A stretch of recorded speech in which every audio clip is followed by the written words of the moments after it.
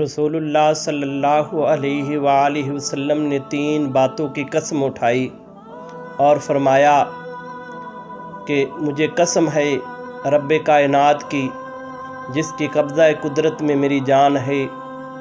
جو شخص اللہ کے راستے میں خرچ کرتا ہے اس کا رزق کبھی تنگ نہ ہوگا۔ اور دوسرا فرمایا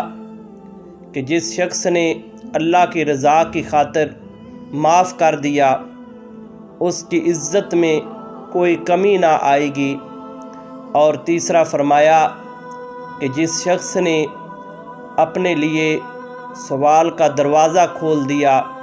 یعنی کسی کے آگے ہاتھ پھیلایا، تو اللہ تبارک و تعالی اسے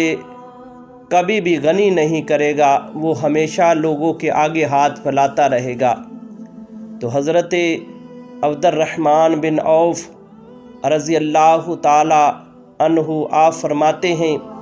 آقا کریم صلی اللہ علیہ وآلہ وسلم کے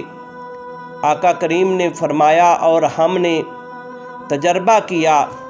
تو قسم ہے رب کعبہ کی جس طرح میرے آقا کریم صلی اللہ علیہ وآلہ وسلم نے فرمایا کہ جو شخص اللہ کے راستے میں خرچ کرتا ہے اسے کبھی کمی نہیں آتی، تو ہم نے اس بات کا تجربہ کیا تو اللہ کے پاک محبوب علیہ السلام نے سچ فرمایا